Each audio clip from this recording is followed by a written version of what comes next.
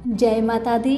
मेरे सभी प्यारे दोस्तों, मैं लक्ष्मी शर्मा बड़ों को चरण स्पर्श, छोटों को प्यार और बराबर वालों को दिल से नमस्कार करती हूँ।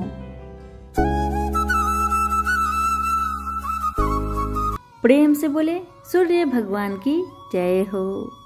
आज मैं आप सभी को सुनाऊंगी सूर्य भगवान की अनोखी कथा। यह कथा तब की है जब सूर्य भगवान अचेत हो गए थे और जगत में अंधकार छा गया था। कथा बहुत सुंदर है, पूरा जरूर सुनिएगा। एक बार सूर्य देव युद्ध में घायल हो अचेत हो गए, जिसका परिणाम पूरे जगत को भुगतना पड़ा।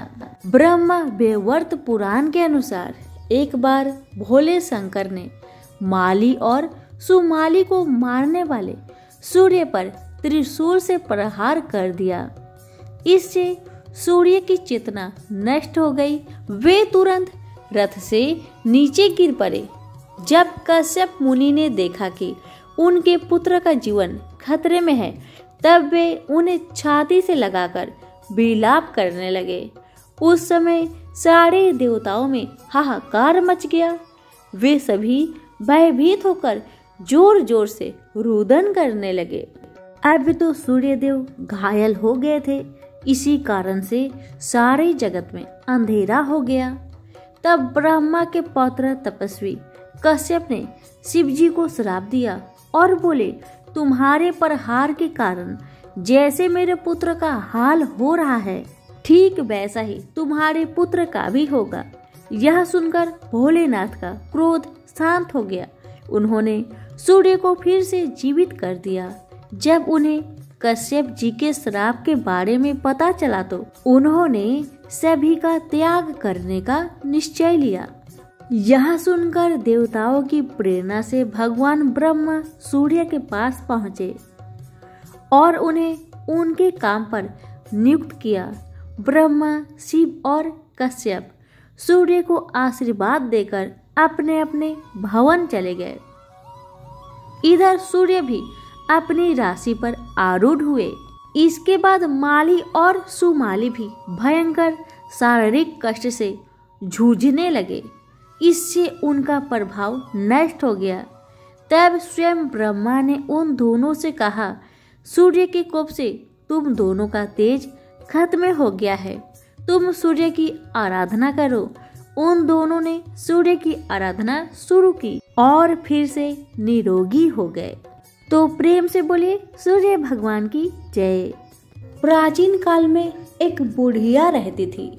वह नियमित रूप से रविवार का व्रत करती। रविवार के दिन सूर्य उदय से पहले उठकर बुढ़िया स्नान आदि से निवृत्त होकर आंगन को गोबर से लिपकर स्वच्छ करती। उसके बाद सूर्य भगवान की पूजा करते हुए रविवार व्रत कथा सुनकर सूर्य भगवान का भोग लगाकर दिन में एक समय भोजन करती। सूर्य भगवान की अनुकंपा से बुढ़िया को किसी प्रकार की चिंता एवं कष्ट नहीं था। धीरे धीरे उसका घर धन धान्य से भर रहा था। उस बुढ़िया को सुखी होते देख उसकी पड़ोसन उससे जलने लगी। बुढ़िया ने कोई गाय नहीं पाल रखी थी, अतः वह अपनी पड़ोसन के आंगन में बंधी गाय का गोबर लाती थी। पड़ोसन ने कुछ सोचकर अपनी गाय को घर के भीतर बांध दिया। रविवार को गोबर न मिलने से बुढ़िया अपना आंगन नहीं लिप सकी। आंगन न लिप पाने के कारण उस बुढ़िया ने सूर्य भगवान को भोग नहीं लगाया और उस दिन स्वयं भी भोजन नहीं किया। सूर्यास्त होने पर बुढ़िया भूखी प्यासी सो गई। प्रातःकाल सूर्योदय से पूर्व उस बुढ़िया की आंख खुली तो वह अपने घर के आंगन में सुंदर गाय और बछड़े को देखकर हैरान हो गई। गाय को आंगन में बांधकर उसने जल्दी से उसे चारा लगाकर खिलाया। पड़ोसन ने उस बुढ़िया के आंगन में बंधी सुंदर गाय और बछड़े को देखा तो वह उससे और अधिक जलने लगी। तभी गाय ने सोने का गोबर किया। गोबर को देखते ही पड़ोसन की आंखें फट गई। पड़ोसन ने उस बुढ़िया को आसपास न पाकर तुरंत उस गोबर को उठाया और अपने घर ले गई तथा अपने गाय का गोबर वहां रख आई। सोने के गोबर से पड़ोसन कुछ ही दिनों में धनवान हो गई। गाय प्रतिदिन सूर्योदय से पूर्व सोने का गोबर किया करती थी और बुढ़िया के उठने के पहले पड़ोसन उस गोबर को उठाकर ले जाती थी। बहुत दिनों तक बुढ़िया को सोने के गोबर के बारे में कुछ पता ही नहीं चला। बुढ़िया पहले की तरह हर रविवार को भगवान सूर्य देव का व्रत करती रही और कथा सुनती रही, लेकिन सूर्य भगवान को जब पड़ोसन की चालाकी का पता चला तो उन्होंने तेज आंधी चलाई। आंधी का प्रकोप देखकर बुढ़िया ने गाय को घर के भीतर बांध दिया। सुबह उठकर बुढ़िया ने सोने का गोबर देखा। उसे बहुत आश्चर्य हुआ। उस दिन के बाद बुढ़िया गाय को घर के भीतर बांधने लगी। सोने के गोबर से बुढ़िया कुछ ही दिन में बहुत धनी हो गई। उस बुढ़िया की धनी होने से पड़ोसन बुरी तरह जल भुनकर राख हो गई और उसने अपने पति को समझा बुझाकर उसे नगर के राजा के पास भेज दिया। सुंदर गाय को देखकर राजा बहुत खुश हुआ। सुबह जब राजा ने सोने का गोबर देखा तो उसके आश्चर्य का ठिकाना न रहा। उधर सूर्य भगवान को भूखी प्यासी बुढ़िया को इस तरह प्रार्थना करते देख उस पर बहुत करुणा आई। उसी रात सूर्य भगवान ने राजा को सपने में कहा, राजन, बुढ़िया की गाय व बछड़ा तुरंत लौटा दो, नहीं तो तुम पर विपत्तियों का पहाड़ टूट पड़ेगा, तुम्हारा महल नष्ट हो जाएगा। सूर्य भगवान के सपने से बुरी तरह भयभीत राजा ने प्रातः उठते ही गाय और बछड़ा बुढ़िया को लौटा दिया। राजा ने बहुत सा धन देकर बुढ़िया से अपनी गलती के लिए क्षमा मांगी। राजा ने पड़ोसन और उसके पति को उनकी इस दुष्टता के लिए दंड दिया। फिर राजा ने पूरे राज्य में घोषणा करवाई कि सभी स्त्री पुरुष रविवार का व्रत किया करे। रविवार का व्रत करने से सभी लोगों के घर धन धान्य से भर गया। राजतय में चारों ओर खुशहाली छा गई। स्त्री पुरुष सुखी जीवन यापन करने लगे तथा सभी लोगों के सारे कष्ट भी दूर हो गए। तो सभी प्रेम से बोलिए सूरज भगवान की जय। पर युग की बात है, भगवान श्री कृष्ण एक बार अपनी बुआ कुंती के आश्रम काम्य वन में पहुँचे। उस समय पांडव लोग अज्ञातवास कर रहे थे। भगवान कृष्ण ने कहा, बुआ जी, मैं तुम्हें वनवासी भेष में देखकर दुखी हो जाता हूँ। मुझे सदैव इस बात की चिंता लगी रहती है कि पता नहीं कब दुष्ट दुर्योधन का प्रहार तुम्हारे ऊपर हो जाए। अतः एवं इस विपत्ति से छुटकारा पाने के लिए तुम भगवान सूर्य नारायण की आराधना करो। भगवान सूर्य ही सभी जीवों के नियंता और प्राण है। उनके तेज से ही जीवों का उद्धार होता है। भगवान कृष्ण ने बतलाया कि एक बार शंकर जी से पार्वती जी ने कुछ पूछा था, उसे मैं तुमसे बतला रहा हूँ। शिव जी ने पार्वती से कहा, यदि तुम इस बात की जानकारी प्राप्त करना चाहती हो तो मथुरापुरी में जाओ। वहाँ सूर्य पुत्री यमुना जी की धारा प्रवाहित होती है। यमुना के तट पर ऋषि, महर्षि, मुनि आदि निरंतर तपस्या करते रहते हैं। भगवान रुद्र की आज्ञा से पार्वती कालिंदी तट को चल पड़ी। कुछ ही दूर जाने पर उन्हें रास्ते में रोती बिलखती एक स्त्री दिख पड़ी। उसने बताया कि उसका नाम कुसुमवती है और उसका निवास कुसुमाकर वन के बीच में है। संतानहीनता होने के कारण उसके पति बसंत ने उसे त्याग दिया है और इस प्रकार वह निराश्चिता हो गई है। पार्वती जी उस स्त्री को साथ ले आगे चली गई। उन्हें रोती हुई एक दूसरी स्त्री मिली। उसने बतलाया कि मेरा नाम गंगा है। मेरे पति महाराज संतानों ने पुत्रों के जीवित न रहने के कारण मुझे अपमानित किया, जिससे मैं दुखी होकर घर चली आई हूँ।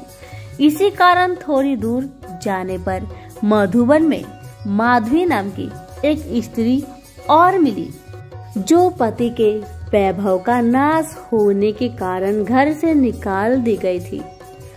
इसके अंतर आगे जाने पर कुमुद वन में कुमुदा नाम की एक स्त्री से भेंट हुई, जिसके पति को राजा ने बंदी बना लिया था और वह व्याकुल होकर विलाप कर रही थी।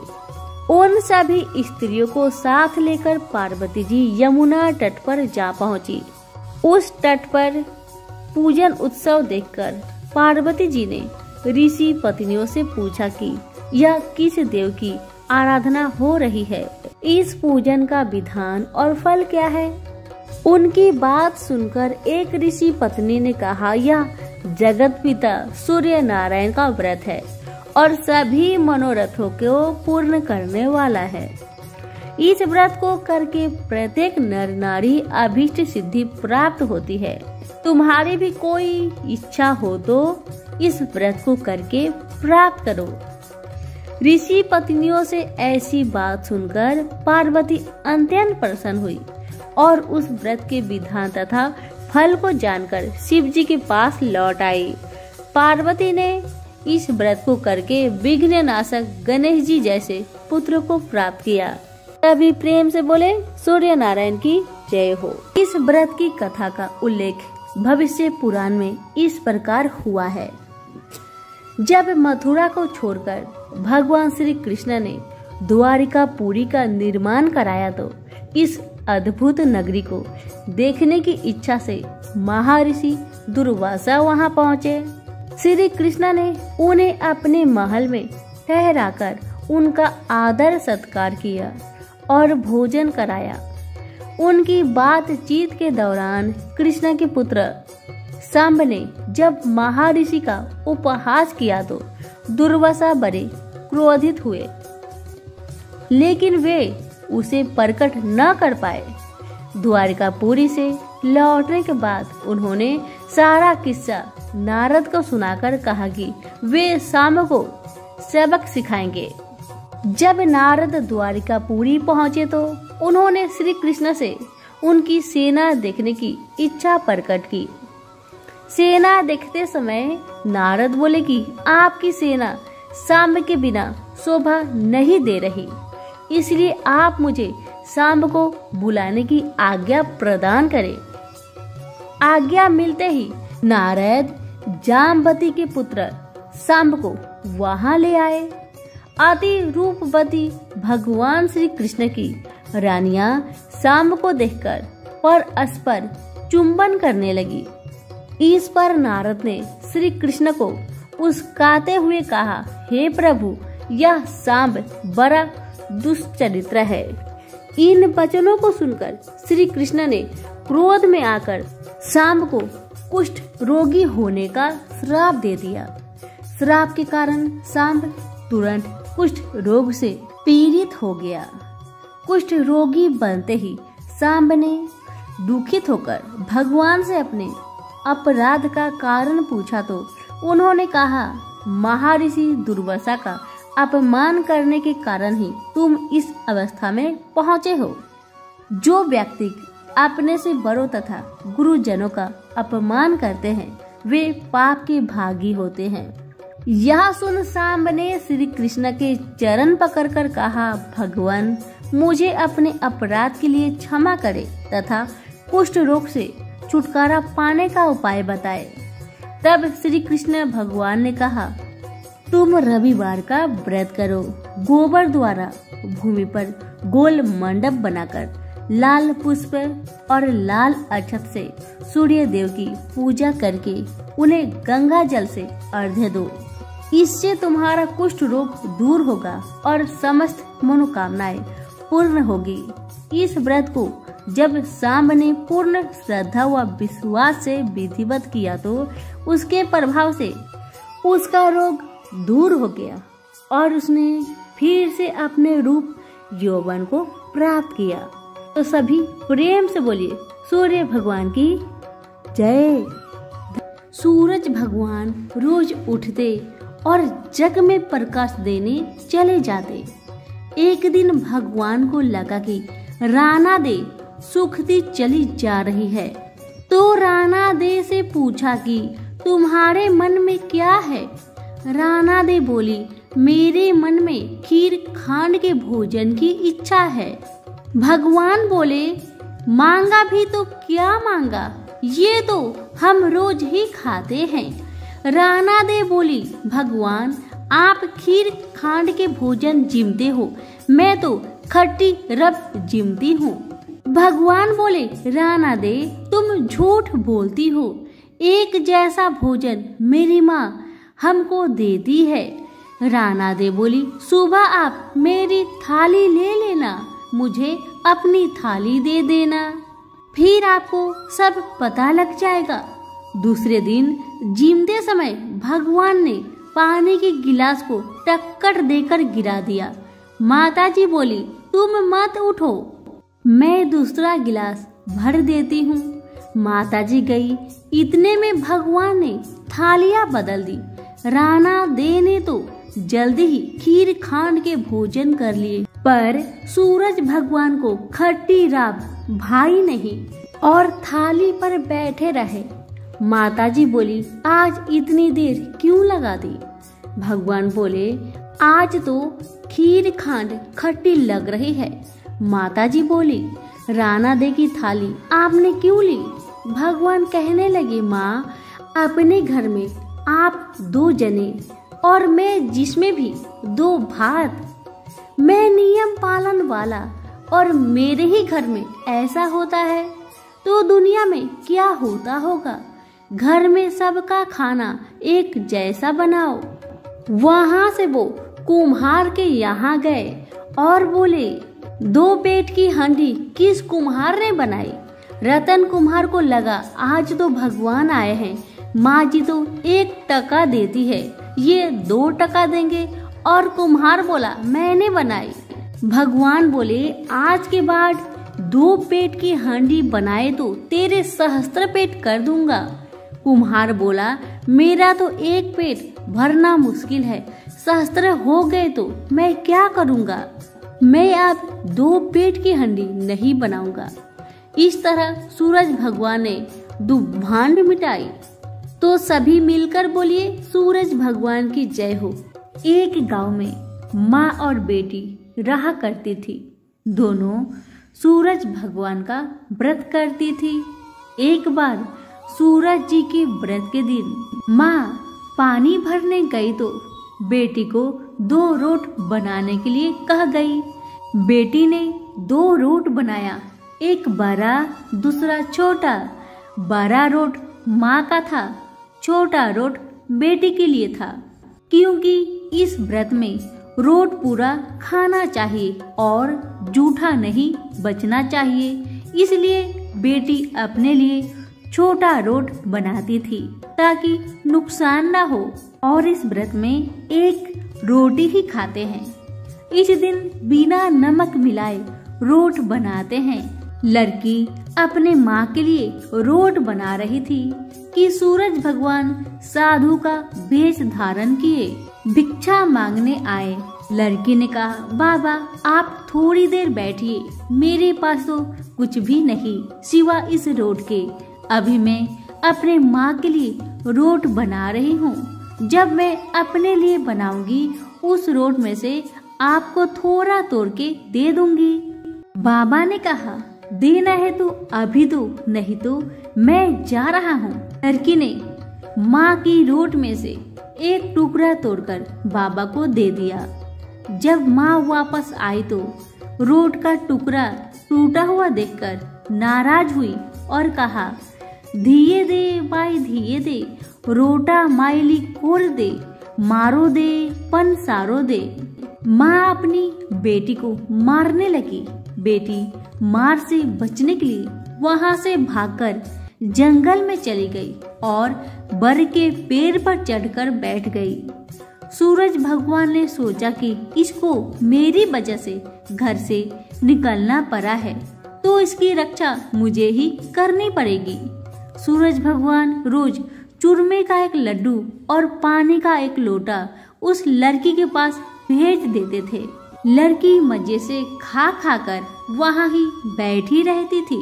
एक दिन एक राजा शिकार खेलता हुआ उधर से जा रहा था। राजा थक जाता है और वहाँ पर विश्राम के लिए उस बर के पेड़ के नीचे ही रुक जाता है। उसके साथ आई नाई से कहा कि थोड़ा पानी मिल जाता तो प्राण बच जाते, प्यास से जान निकली जा रही है। यह सुनकर उस लड़की ने अपने लोटे में से चुल्लू भर पानी डाल दिया। राजा ने फिर कहा कि आधी जान तो बच गई, यदि थोड़ा पानी और मिल जाता तो आधी जान और भी बच जाती। यह सुनकर लड़की ने चुल्लू भर पानी और डाल दिया। राजा को बताया कि राजा जी, तुम रानी के लेकर आए हो या जाटनी लाए हो। जाटो जैसा रोट बनाया आप खाओगे तो आपका पेट दर्द होने लगेगा और रानी खाएगी तो राजकुमार का पेट दर्द होगा। राजा की रानी ने बात सुन ली और रोट को कटोरी के नीचे छुपा दिया और मन ही मन सूरज भगवान से सहायता के लिए विनती करने लगी। जब राजा आया और पूछने लगा कि कटोरी के नीचे क्या है, फिर राजा ने स्वयं ही कटोरा उठाया तो उसके नीचे सोने का सिक्का निकला। राजा ने कहा, बोदे से पीहर वाले ऐसे बिदरी भेजते हैं क्या? कुछ दिनों बाद रानी एक दिन खिड़की से बाहर की तरफ देख रही थी तो उसने देखा कि उसकी माँ झालरे बेच रही है। उसने अपनी माँ को वहाँ बुला लिया। इतने में नौकर चाकरों में वह भी पड़ी रहेगी और किसी को पता भी नहीं चलेगा कि उसकी माँ है। यह सोचकर उसने अपनी माँ को बुलाया, लेकिन वह आते ही फिर से वही बात दोहराने लगी, धिये दे माई धिये दे, रोटी माइली कोर, महरो दे पन सारो दे। यह सुनकर रानी सोची कि ऐसा तो सबको पता चल जाएगा कि यह मेरी माँ है, तो देवरानी और जेठानी सब मेरी हंसी उड़ाएगी। उसने माँ को एक कोठी में बंद कर दिया और उसके ताला लगा दिया। राजा के आते ही रानी की देवरानी और जेठानी ने कहा कि आप रानी लाए हो या डायन भूतनी? आज एक औरत महल में घुसी और बाहर नहीं निकली। रानी ने सुन लिया और सूरज भगवान से प्रार्थना करने लगी कि हे भगवान, इस विपत्ति से तुम ही बचाओ। राजा ने आते ही कोठे की चाबी मांगी तो रानी ने दे दी। जब राजा ने कोठा खोला तो उसमें से सोने की मूर्ति मिली। राजा ने रानी से पूछा कि यह मूर्ति कहाँ से आई, तो रानी ने कहा, मेरे पौधे से पीहर की बिदरी है, अर्थात गरीब पीहर की भेंट है। राजा ने कहा, रानी, तुम्हारा गरीब पीहर ऐसे कीमती भेंट भेजते हैं क्या? हमें तो नहीं बुलाते, मुझे मेरा ससुराल देखना है। रानी ने फिर सूर्य भगवान से प्रार्थना की तो भगवान सूर्य ने कहा, भाई, मैं राजा को सवा पहर का ससुराल दिखा दूंगा। इसके बाद मुझे मेरी नगरी में उजाला करने जाना है। सूर्य भगवान भाई बनकर बुलाने आ गए और रानी ने मुश्किल से ही किसी प्रकार राजा को मनाया। सूरज भगवान ने बहुत गहना कपड़ा देकर राजा रानी को विदा किया। आते समय आगे जाकर राजा बोला, मैं तो मेरी धोती का एक पाव जूती भूल आया हूँ। नाई तुम जाकर ले आओ। रानी ने कहा कि मेरे पीहर से इतना नया कपड़ा मिला है, उस पुराने धोती को खो जाने दो। रानी को डर था कि सूरज भगवान द्वारा बनाई गई काल्पनिक माया नगरी अब समाप्त हो चुकी होगी। नाई अगर वापस वहां जाएगा तो मेरा भेद खुल जाएगा। राजा को रानी पर संदेह हो गया था, इसलिए वह उस भेद का पता लगाना चाहता था। उसने नाई को भेज दिया। वापस जाकर नाई देखा कि वहां तो केवल जंगल ही जंगल है। जहां चूरमा बाटी बनाया था वहां पर जगरे की राख उड़ रही थी। दूर दूर तक वहां पर न कोई महल दिखाई दे रहा था, ना ही कोई बाग बगीचा और ना ही कोई मनुष्य। केवल एक बड़े पेड़ पर धोती सूख रही थी और पेड़ के नीचे जूती पड़ी थी। नाई ने जल्दी से उठाया और वहां से भागा और राजा को आकर सब बताया। राजा ने तलवार निकाली और रानी की गर्दन पर रख दी और पूछा, सच सच बताओ क्या बात है। रानी ने सब कुछ सच सच बता दिया। इस प्रकार सूरज भगवान के व्रत से ब्राह्मण की कन्या को जो राज्य सुख प्राप्त हो गया, जैसा सुख उसे मिला वैसा सुख कहानी कहने वाले सुनने वाले सबको प्राप्त हो। तो सभी प्रेम से बोलिए सूरज भगवान की जय हो।